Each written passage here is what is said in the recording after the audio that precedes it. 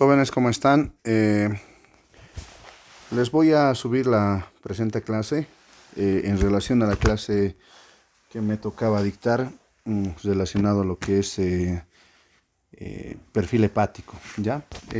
Con el fin de explicarles un poquito más claro, voy a utilizar estos esquemas y no así tanto la diapositiva, pero de todas formas voy a ir subiendo también las diapositivas para que un poquito más lo vayan repasando. Bueno, en el tema de perfil hepático debemos ir recordando de que hay varios parámetros, entre ellos los valores normales, ¿no? Valores normales. Los valores normales prácticamente son los que nos van a ayudar a iniciar con el proceso de la lectura de un estudio laboratorial. Los valores normales van a depender mucho del tipo de laboratorio o del tipo de reactivo que se vaya utilizando. Entonces, pero en ese sentido, muchachos, es importante que ustedes sepan que los laboratorios que engloban en el tema de perfil hepático, en primer lugar vamos a tener lo que son las bilirrubinas indirectas, ¿ya? Las bilirrubinas indirectas habitualmente se toman en cuenta un valor máximo de 0,7 miligramos decilitro. Sin embargo, las bilirrubinas directas, ¿ya? Directas habitualmente se encuentran un valor máximo de 0,3 miligramos decilitro. En función a estos valores vamos a ir trabajando. ¿Qué nos miden las bilirrubinas?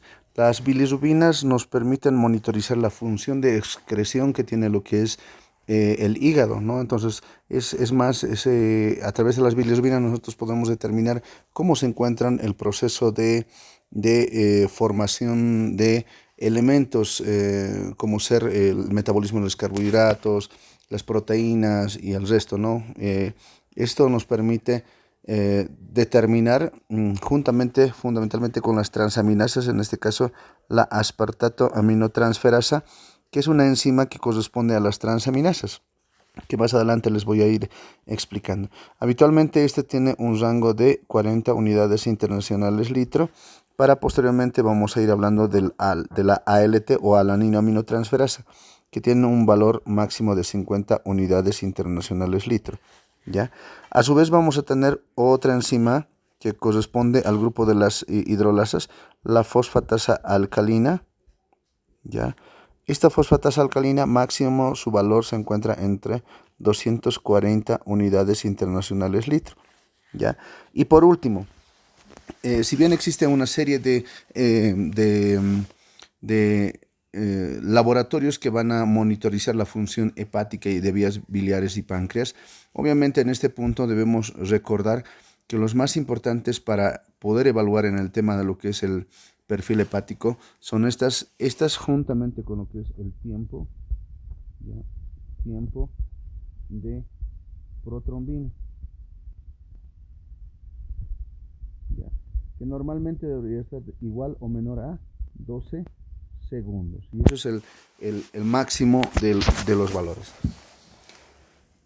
Ahora, vamos a ir explicando cada uno de estos. Ya, las bilirrubinas determinan lo que es la función de excreción, ¿ya? Sin embargo, las fosfatasas alcalinas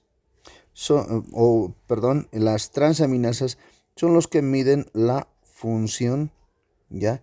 Hepática o hepatocelular, ¿ya? Sin embargo, estas permiten determinar lo que es la función de secreción, ¿ya? De todas las sustancias que se van a ir disipando a partir de lo que es el hígado y las vías biliares. En este punto ya vamos a ir hablando también, importante empezar a hablar respecto a lo que es el perfil hepático. Si bien vamos a ir construyendo al final un cuadro comparativo o un pequeño esbozo de lo que es de cómo se debe leer, lo más importante es que primero debo saber principalmente cómo es que ocurre el metabolismo elementos, empezando lo que son las bilirrubinas. Como ustedes saben, las bilirrubinas inician con el proceso de destrucción de los glóbulos rojos, ¿ya? Glóbulos rojos que al cabo de los 120 días de haber cumplido su función se dirigen rumbo al sistema retículo endotelial, ¿ya? Donde por acción de los macrófagos produce una lisis y una destrucción, produciendo una liberación del grupo hemo, ¿ya? O el grupo M. Este grupo M, por acción de la M oxidasa, empieza a transformarse en biliverdina. ¿Ya? Esta biliverdina es la responsable de transformarse a bilirrubina indirecta. Pero todo este proceso ocurre por acción de otra enzima, que es la biliverdina reductasa. ¿Ya? Esta biliverdina reductasa es la que convierte de biliverdina a bilirrubina indirecta. En el tema de lo que son las bilirrubinas indirectas, ¿ya? Una vez que se haya formado, esta bilirrubina indirecta tiene una capacidad, bueno, una propiedad físico-química o una propiedad física que es liposoluble e hidrofóbica, ¿ya? Entonces, habitualmente esta bilirrubina indirecta debería viajar en forma directa hacia el hígado para metabolizarse. Pero sin embargo, esto no va a ser posible debido a que nuestro organismo, ¿ya? Para que llegue al hígado debe transportarse a través del torrente circulatorio. Y ustedes saben que el torrente circulatorio es líquido y debido a que es hidrofóbico, obviamente no va a poder viajar a través del torrente circulatorio. Para esta situación, esta sustancia se adhiere, ¿ya? a una proteína transportadora, el cual es la albúmina, ¿ya? Albúmina. Entonces, una vez unido hacia la albúmina, esta va a viajar unido a la albúmina, va a ir viajando a través del torrente circulatorio hasta llegar a lo que es al hepatocito, ¿ya? En el hepatocito va a llegar a producirse un proceso metabólico muy importante, donde va a ingresar como bilirrubina indirecta, ¿ya? Y va a sufrir un proceso denominado lo que es la conjugación, ¿ya? Conjugación. Esta conjugación lo va a hacer por intermedio de una enzima que se denomina glucoroniltransferasa, ¿ya? Esta glucoroniltransferasa incrementa o produce el proceso de integración de ácidos biliares, produciendo que se convierta a otra sustancia como ser la bilirrubina directa o bilirrubina conjugada. Esta bilirrubina directa ya prácticamente tiene esa propiedad físico-química de que es hidrosoluble, por lo tanto fácilmente se va a poder eliminarse a través de las vías biliares intrahepáticas, extrahepáticas, ¿ya? Hasta salir hacia lo que es el intestino delgado, específicamente hacia la segunda porción del duodeno, ¿ya? Esta bilirrubina directa, por acción de una enzima conocido como la beta-glucoronidasa,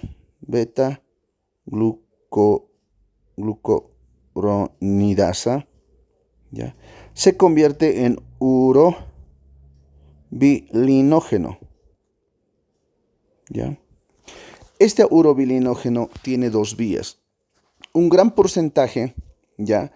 Prácticamente retorna hacia la circulación enterohepática y va a viajar nuevamente al hígado, del hígado al corazón, del corazón al pulmón, del pulmón al corazón, para finalmente ir recorriendo todo el torrente circulatorio hasta llegar al riñón, donde el urobilinógeno,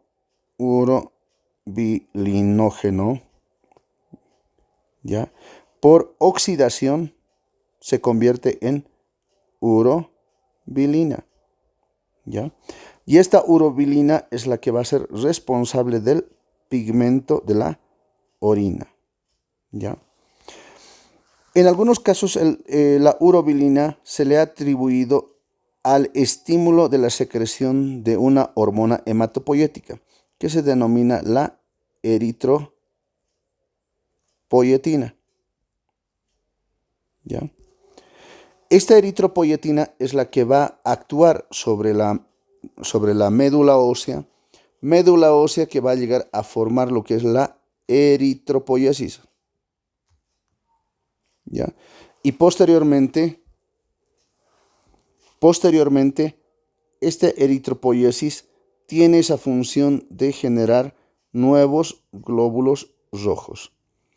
Estos glóbulos rojos que estamos viendo acá maduran y posteriormente salen a través del torrente circulatorio para nuevamente empezar su vida útil durante 120 días, ¿no? Entonces ahí estamos describiendo lo que es el mecanismo de feedback, ¿no? De retroalimentación.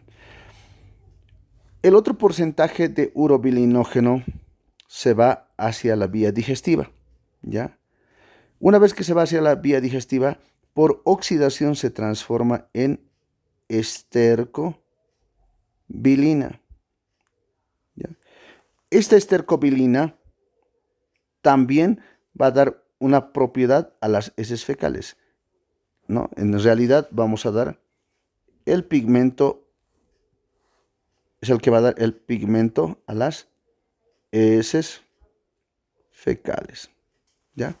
Entonces, ese es el proceso regular de lo que concierne a bilirubinas. ¿Está bien? Ahora, hablemos del tema de lo que es las transaminasas. ¿Qué son las transaminasas? ¿Ya? Las transaminasas,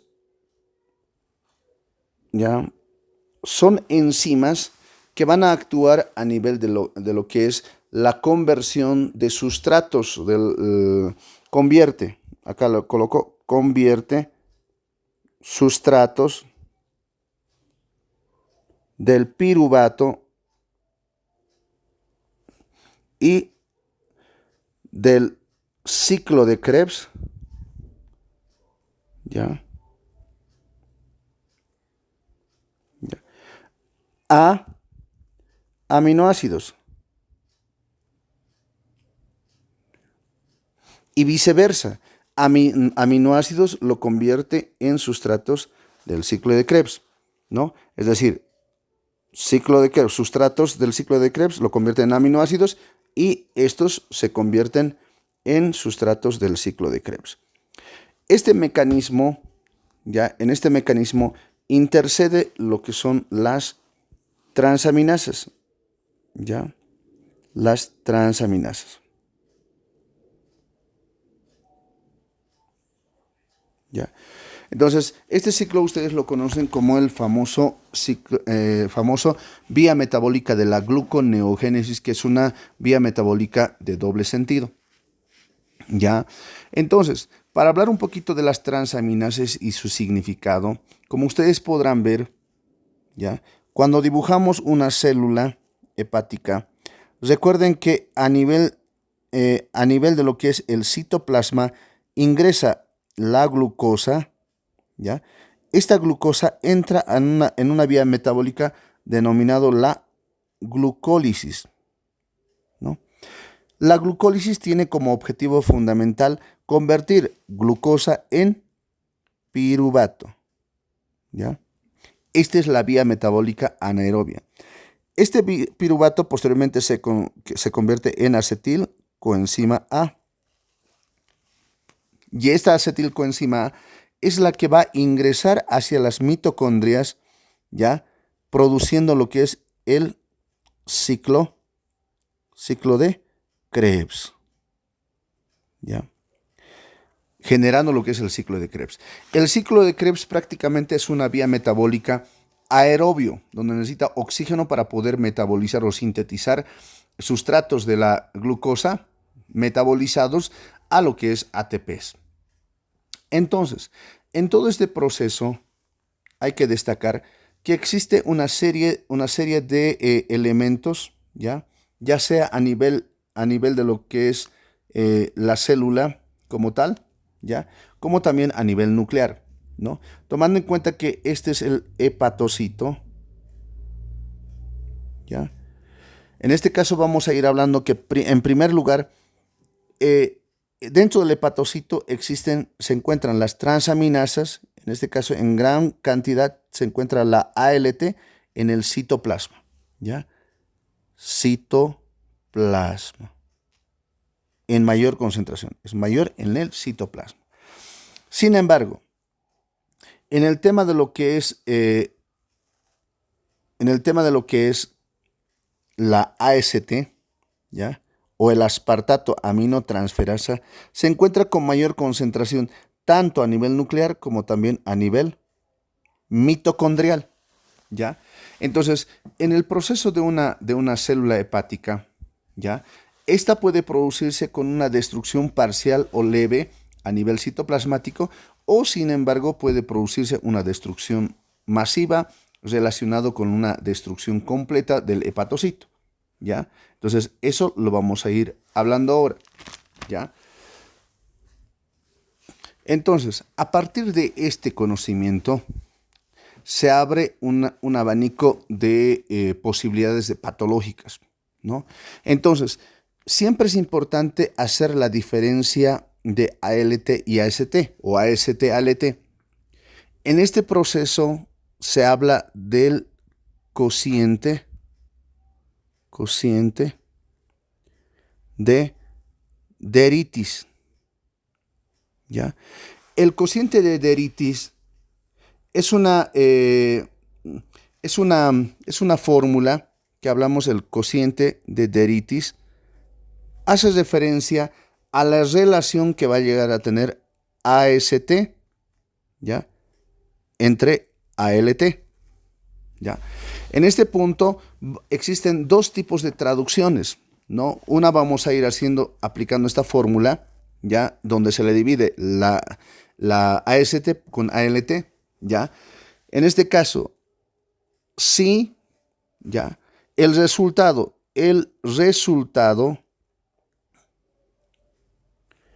es menor, ¿ya? Menor a 1, ¿ya? Y esto vamos a hablar de una enfermedad hepática moderada, ¿ya? Y en este caso, cuando se habla de esa relación, ¿cuáles son los diagnósticos que habitualmente vamos a ir hablando cuando ocurre esto? Uno, lo más frecuente, lo que son las hepatitis viral, ¿no? Uno. Dos, las hepatitis tóxica, ¿ya? Vamos en el tema de lo que es la mononucleosis infecciosa, ¿ya? Como también en algunos casos se da en el hígado graso leve o moderado, ¿ya? En esos casos podemos llegar a tener, incluso en una ictericia obstructiva reciente, ¿ya? Eso en cuanto a lo que es, pero va a ser levemente, ¿ya? Pero sin embargo, cuando tenemos, sí, lo voy a hacer aquí, si el resultado, ¿ya? Es mayor a 1, a esto lo vamos a hablar que es una enfermedad hepática severa, ¿ya? En el tema de lo que es la enfermedad hepática severa, ya de pronto debemos ir evaluando patologías mucho más complejas, ¿ya? Entre ellos vamos a hablar un daño hepático severo, ¿no? Irreversible, ¿ya? Esto está relacionado con lo que son las hepatopatías crónicas, ¿ya? Como ser en algunos casos, la cirrosis hepática. ¿Ya? 3, la cirrosis biliar primaria, ¿ya? Y otros. Entonces, en este caso es importante recordar, incluso en los casos de neoplasias, ¿ya? Plasias, ¿ya? En este caso siempre evalúen esto. Ahora, existe otra cosa, otra forma de evaluar. Muchas veces puede ser que no tengamos calculadora, pero sin embargo es bastante fácil, ¿ya? Una forma de aplicar en el tema de lo que es una visión rápida, ¿ya? Se habla otro modo de diagnóstico, ¿no? Si ALT es mayor que AST, a esta hablamos de una enfermedad hepática moderada. Ya tenemos los diagnósticos. Si AST es mayor que ALT, hablamos de una enfermedad hepática severa, ¿ya? Entonces, es importante que siempre vayan viéndolo eso desde el punto de vista de la traducción de lo que es las funciones de las transaminasas. Ahora, vamos a hablar, ya hemos ido hablando de lo que es las transaminasas y las bilirrubinas, ya, ahí lo voy a ir dividiendo. Ahora vamos a hablar de lo que concierne de fosfatasa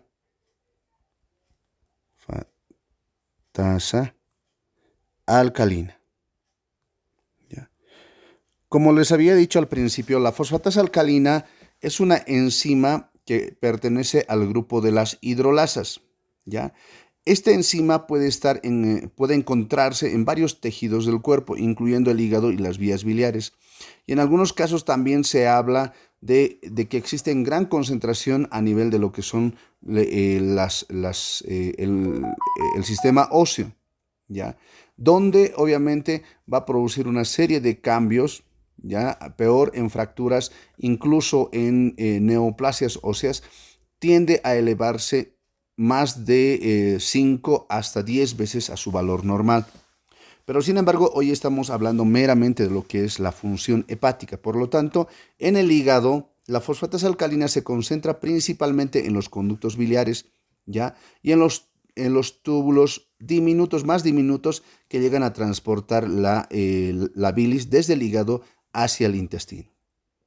¿Cuáles son las funciones de la fosfatasa alcalina?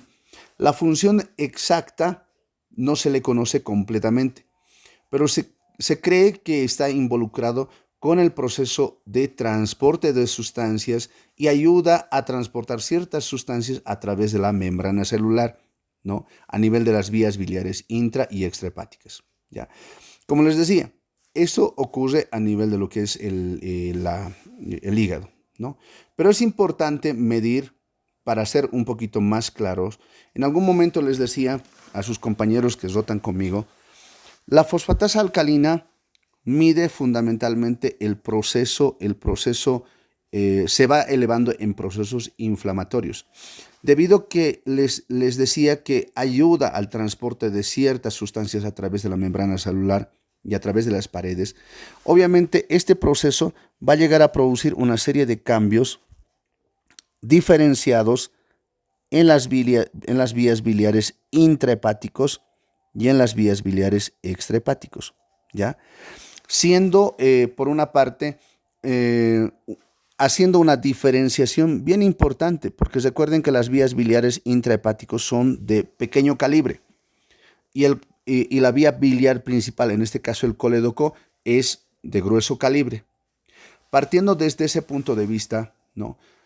Un ejemplo que habitualmente utilizo para que ustedes entiendan lo que significa la fosfatasa alcalina y su repercusión en las vías biliares es como decirles cuál es la diferencia entre bloquear, por ejemplo, en la universidad, ¿no? Bloquear un callejón, uno de esos callejones, o justamente donde donde estamos, la carrera de medicina, como está en construcción, otras carreras, nosotros lo cerramos, lo bloqueamos. ¿Qué pasa?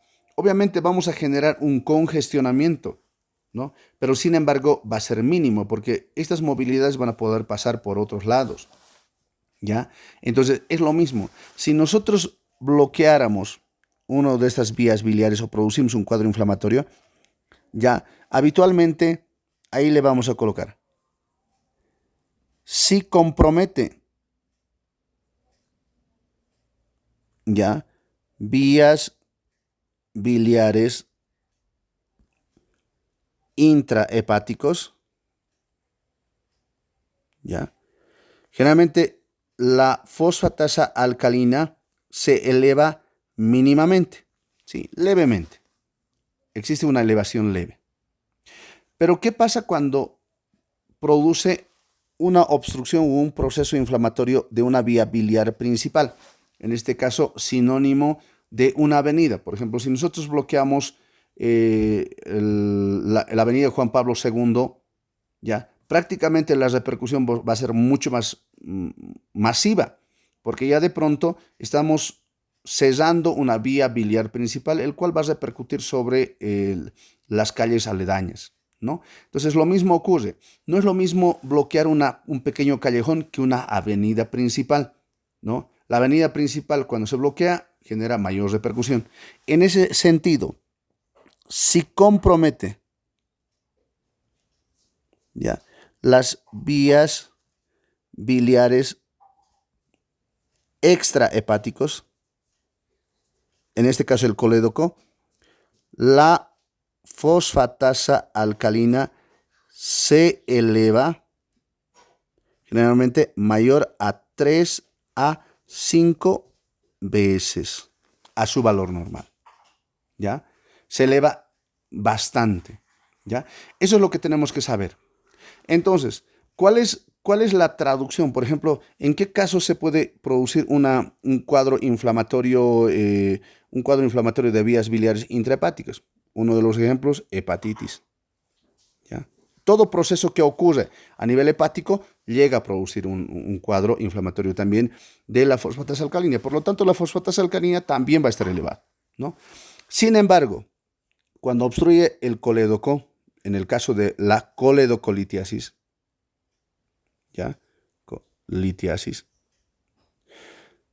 la repercusión va a ser mucho mayor, porque ya de pronto en este punto la fosfatasa alcalina se va a elevar prácticamente 3 hasta 5 veces más a su valor normal, incluso hasta se ha visto 10 veces a su valor normal, ¿no? Entonces, eso es lo que debemos ir rescatando en el proceso de la fosfatasa alcalina, muchachos. ¿Está bien? Listo. Entonces, eso es en cuanto a lo que es fosfatasa alcalina. Bueno, ahora hablemos respecto a lo que es el tiempo de protrombina, ¿ya? El tiempo de protrombina, ¿ya? Prácticamente tiene una relación con lo que es la cascada de coagulación, ¿ya? En este tema de lo que es la cascada de coagulación, recuerden que existen dos vías, ¿ya? Una vía intrínseca, ¿ya? ¿Ya? Y una vía extrínseca. Ya sea la vía intrínseca o la extrínseca, ¿ya?, la cual llegue a estimular la cascada de coagulación, ¿ya? Habitualmente en la cascada de coagulación recuerden que empieza, por ejemplo, de la vía intrínseca, empieza del factor 12, ¿no?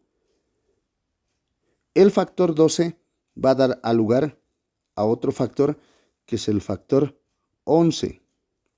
Y el factor 11 da lo que es a lugar al factor 9, ¿ya? Y para que finalmente, a través de la vía intrínseca, esto se guíe hacia lo que es el factor 10. ¿Ya? Por otra parte, la vía intrínseca, extrínseca, perdón, habitualmente siempre inicia su estímulo a través de una nuxa, de una lesión externa, el cual va a ir estimulando a lo que es al factor 3, ¿ya?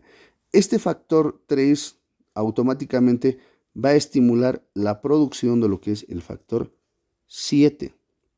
Y el factor 7 se transforma de igual forma a lo que es al factor 10. Una vez iniciado, llegado al factor 10, empieza lo que es el proceso conocido como la vía común, ¿ya? Y esta es la vía común. De la vía común del factor 10 ya desemboca al factor 2, que es la protrombina. Y el factor 2 va a dar origen al factor 1, que es el fibrinógeno. Este fibrinógeno se va a unir, ¿ya?, con el factor 1 más el factor 13, ¿ya? Y este factor 13 va a producir que el fibrinógeno se convierta en fibrina. Fibrina. ¿Ya? Fibrina.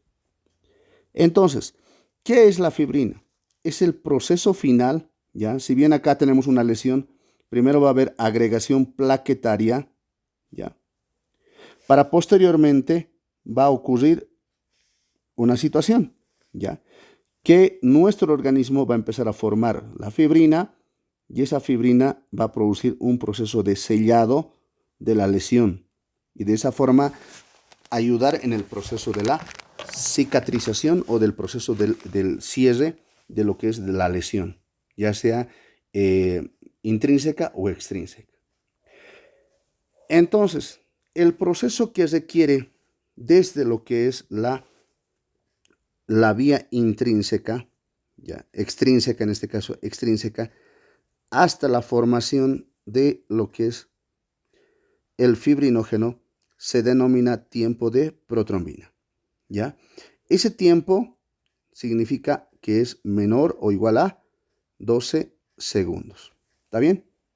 Por otra parte, cuando hablamos de la vía intrínseca, y eso cuando lleven seguramente tromboembolismo pulmonar, ya van a verlo, también puede, ese tiempo también se marca, ¿ya? En este caso, a esto se llama el tiempo parcial de tromboplastina, TPT, ¿ya? Tiempo parcial de tromboplastina. Entonces, estos son los tiempos. Entonces, lo que estamos midiendo en este punto es esto. Pero, ¿cuál es el objetivo? En este punto, en esta cascada de coagulación, lo que debemos hacer es reconocer los factores de coagulación vitamina K dependientes, ¿ya?, los cuales son el factor 2, el factor 7, el factor 9 y el factor 10, ¿no? Como se darán cuenta, se encuentran en 4 posiciones muy fundamentales para su producción.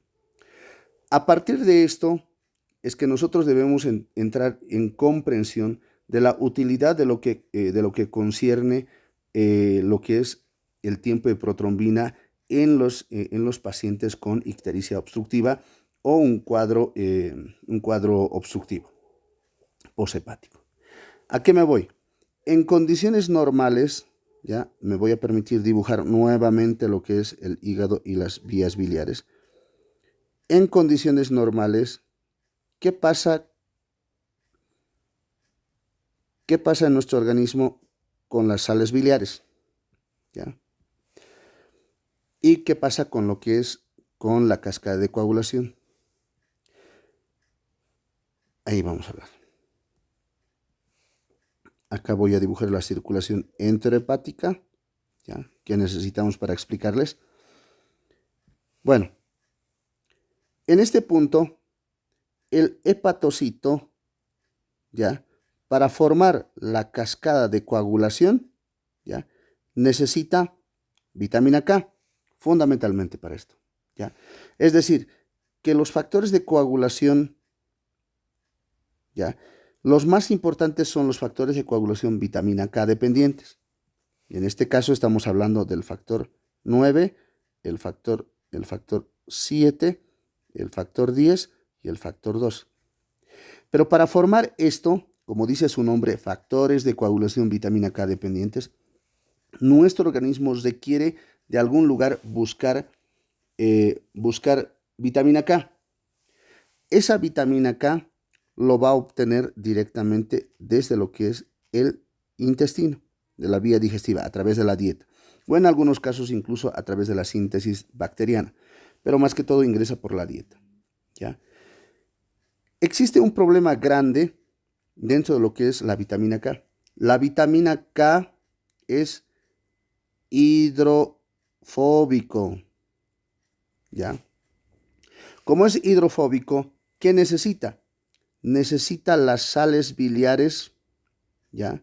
Las sales biliares para llegar a formar este efecto, ¿ya? Como ocurre con las grasas, ¿no? Tienen que formar micelas, ¿ya?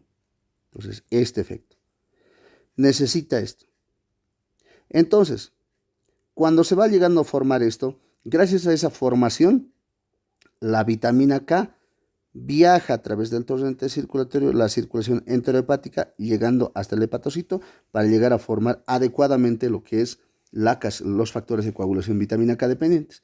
Y eso implica de que el tiempo de protrombina va a estar menor o igual a 12 segundos. ¿Está bien? 12 segundos. Ahora, ¿por qué el tiempo de protrombina es específico en los procesos conocidos como obstructivos? ¿Ya?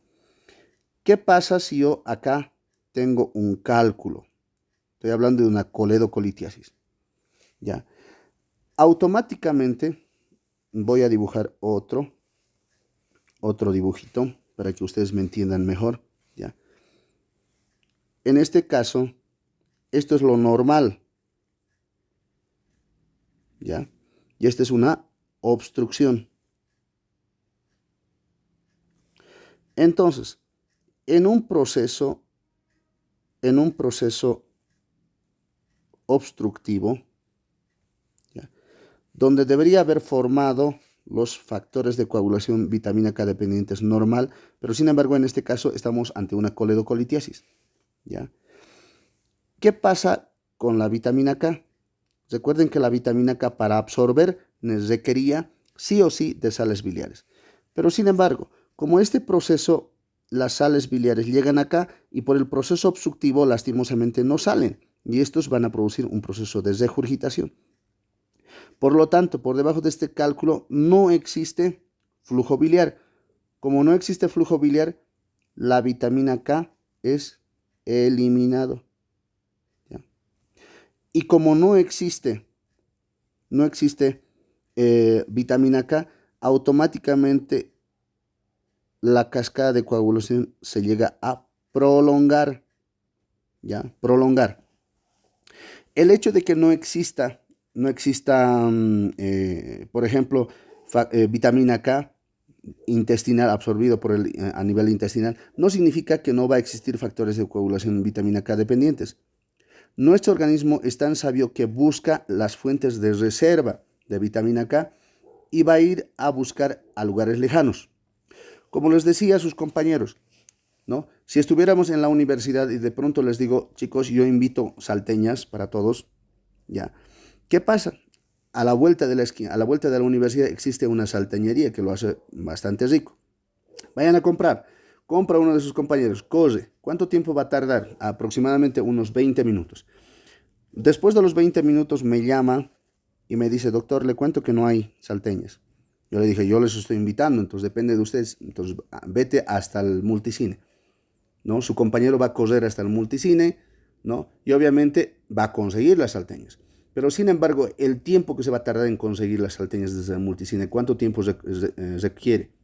Aproximadamente entre 1 hora a 1 hora y media.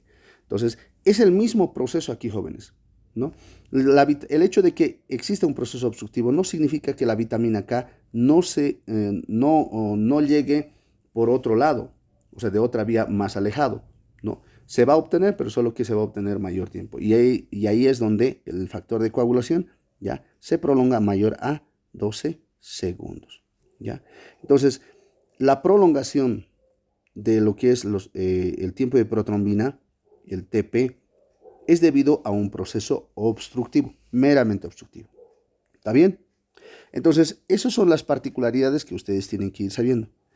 Ahora, en resumen, con todo este cuadro vamos a ir haciendo un pequeño esquema, ¿ya? En referencia a todo lo que hemos hablado, ¿ya? Vamos a ir utilizando un pequeño cuadro. En este caso voy a colocar aquí bilirrubinas indirectas, bilirrubinas directas, ¿ya? La ALT, la AST, ya la fosfatasa alcalina y el tiempo de protrombina. Y en este punto vamos a ir haciendo solamente la división de dos elementos. ¿Ya?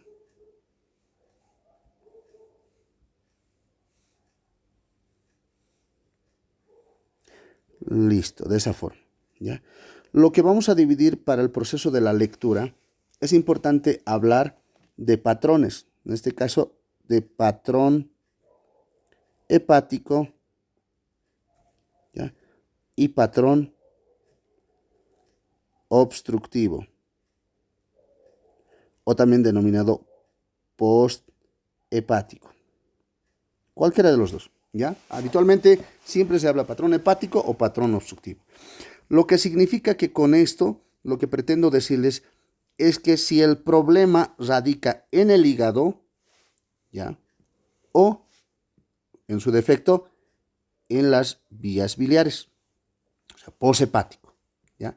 Eso es lo que vamos a determinar. Entonces, cuando hago esto, ya debemos ir incluyendo cada uno de los elementos que hemos ido estudiando ahora, ¿no? Lo que implica, por ejemplo, en un patrón hepático, cuando hablamos de que es una enfermedad hepática, una hepatitis, todo eso, ¿qué va a pasar? En el patrón hepático, las bilirrubinas indirectas tienden a elevarse de manera sustancial. Sin embargo, las bilirrubinas directas también se elevan. Es una hiperbilirrubinemia mixta, pero a predominio de la bilirrubina indirecta. Las transaminasas. ¿Qué va a pasar? Las transaminasas, debido a que es un proceso hepático, donde en el proceso hepático va a producir un daño del hepatocito. Por lo tanto, ¿cómo va a estar las transaminasas? Elevados, habitualmente mencionan 5 veces más a su valor normal, ¿no? En este punto, una vez que determinen que es un patrón hepático, lo que tienen que hacer es obligatoriamente sacar el cociente de Deritis para decir que esto es un patrón hepático con una enfermedad hepática moderada o una enfermedad hepática severa. Eso es bien importante realizar, ¿ya? Posteriormente nos vamos a la fosfatasa alcalina. Como les decía, la fosfatasa alcalina va a estar elevado en ambos procesos, tanto hepático como en el poshepático. Pero con la diferencia de que vamos a ir recordando la diferencia que existe entre bloquear un callejón y una avenida principal. En este caso, como es una avenida como es hepático y en el hígado se encuentran vías biliares intrahepáticas que son de pequeño calibre, la fosfatasa alcalina va a estar levemente elevada. El tiempo de protrombina realmente va a estar normal, así, ¿ya? Entonces, ¿cuáles son las enfermedades que van a estar atribuidas a patrón hepático? Y aquí ya les he mencionado. Esto es el patrón hepático, ¿no? Ustedes determinen si es enfermedad hepática moderada o enfermedad hepática severa de acuerdo al cociente de Deritis, ¿ya?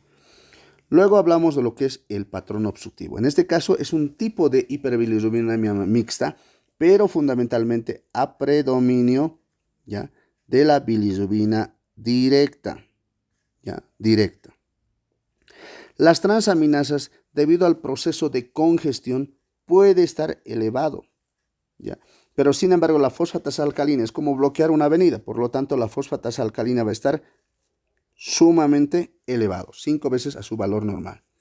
Y por último, el tiempo de protrombina, como les decía, ¿no?, en un proceso obstructivo por una coledocolitiasis, por ejemplo, ¿cómo va a estar? Va a estar prolongado, ¿ya?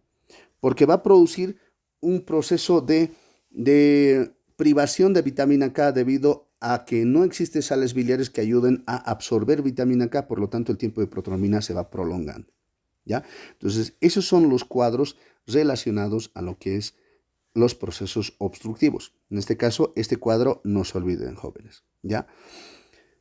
Ahora, algo que no les he mencionado. Enfermedades obstructivas o posthepáticas. ¿Ya? En este caso, vamos a ir hablando de un par de enfermedades. Recuerden que vamos hablando primero de la coledocolitiasis, ¿no? La coledocolitiasis clínicamente se caracteriza, ¿ya?, por una triada, ¿ya?, que es la triada del síndrome ictérico obstructivo, ¿ya? Si se dan de cuenta, en este punto, si hay una producción, miren, si hay una producción adecuada de bilirrubina indirecta y va a cambiar a bilirrubina directa, ¿ya? Estas bilirrubinas son eliminadas y se intentan desechar, pero sin embargo hay un cálculo. ¿Qué va a pasar? Esto va a producir un reflujo hacia el torrente circulatorio, produciendo el primer síntoma, que es la ictericia. Esa cantidad excesiva de bilirrubinas directas se va a ir al torrente circulatorio para finalmente irse, ¿ya?, hacia el riñón, ¿ya? En el riñón va a producir un aumento de la urobilina, ¿ya? Y este aumento de la urobilina va a aumentar el pigmento, ¿ya?, produciendo el segundo síntoma, el segundo signo, que se llama coluria, ¿ya?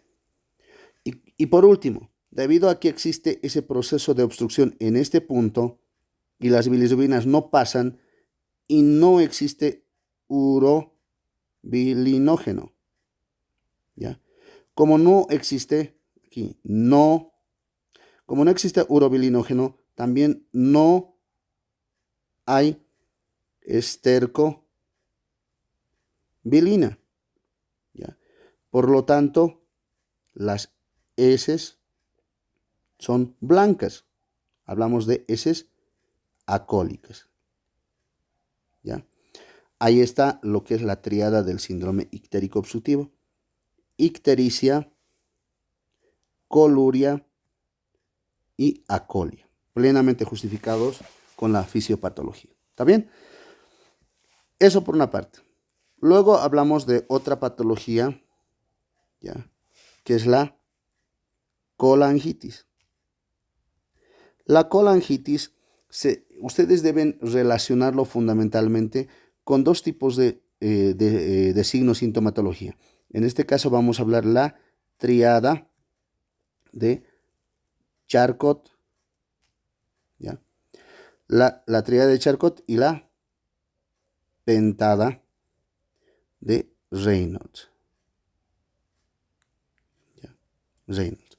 En este punto, la triada de Charcot se caracteriza por tres síntomas. Primero, ictericia, ¿ya?, fiebre y dolor en hipocondrio derecho. Si a estos tres se le agrega dos signos más, en este caso, alteraciones neurológicas, ¿ya?, y shock. En este punto hablamos de pentada de Reynolds. Otro de los cuadros que puede producir una ictericia poshepática u obstructiva son los cuadros neoplásicos, como ser el colangiocarcinoma. Y por último, vamos a hablar de un síndrome, el síndrome de Courvoisier-Terrier, ¿ya? ¿Qué es el síndrome Courvoisier-Terrier? Me voy a permitir dibujar aquí un poquito, ¿ya? Habitualmente siempre es importante explicarles a través de esquemas, ¿ya? el síndrome Courvoisier-Tessier, muchos, yo sé que ustedes lo conocen como signo de Courvoisier-Tessier, que es la vesícula palpable, paciente ictérico con vesícula palpable, pero sin embargo existe lo que es el síndrome de Courvoisier-Tessier, ¿ya? En este punto, el síndrome de Courvoisier-Tessier hace referencia, recuerden que acá tenemos el páncreas, ¿no? Tenemos el páncreas ahí. ¿Ya? ¿Qué sucede? El síndrome Courvoisier-Tessier se caracteriza por una obstrucción extrínseca, ¿ya?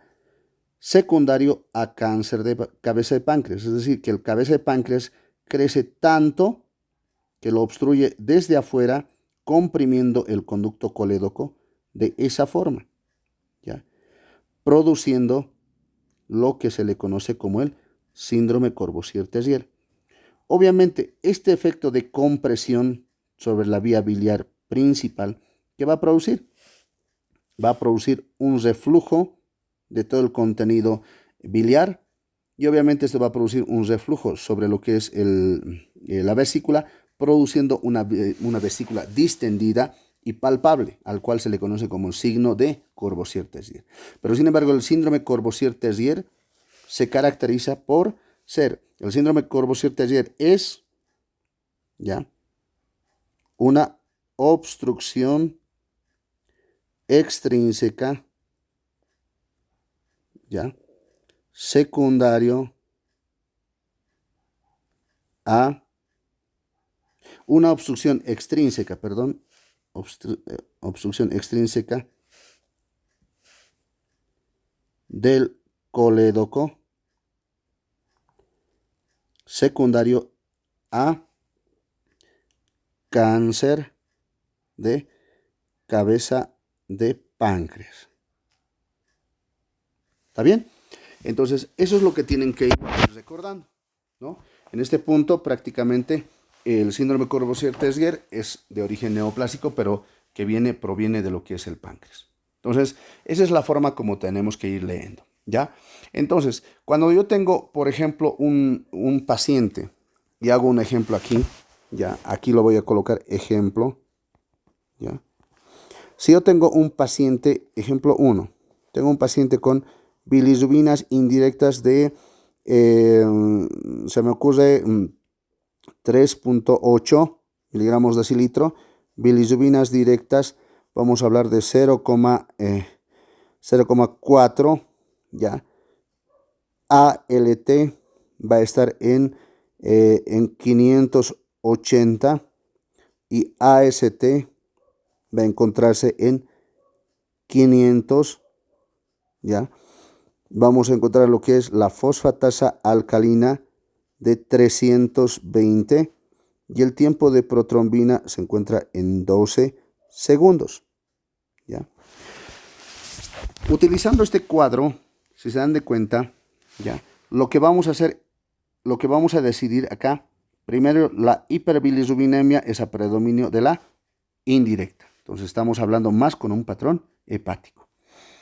La ALT-AST está muy elevado por encima de 5 veces, por lo tanto es acá. Fosfatasa alcalina, normal. Tiempo de protrombina, normal. Entonces todo esto corresponde a patrón hepático, ¿ya? Lo siguiente que tengo que hacer es sacar el cociente, ¿ya? Para ser más rápido, si se dan de cuenta, acá la ALT es mayor que AST. Por lo tanto, se sospecha de una enfermedad hepática moderada, ¿ya? Entonces, ¿cuál es el resultado? ¿Cómo debo leer este resultado? Veo un patrón hepático con enfermedad hepática moderada. ¿Cuáles pueden ser las probables enfermedades? Hepatitis viral, hepatitis crónica, mononucleosis infecciosa, hígado graso leve o moderado, ictericia obstructiva reciente. Entonces ya vamos haciendo un análisis de lo que ya hemos ido avanzando absolutamente del todo, ¿ya? Entonces esa es la forma como tienen que ir leyendo. ¿Está bien? Bueno, jóvenes, de todas formas les voy a enviar este video y otra grabación más, ¿ya? Y además lo que es las diapositivas para que puedan repasar para el examen. Cualquier duda, estoy al pendiente en el chat, así que por favor no tengan miedo de preguntar. Muchas gracias, hasta luego.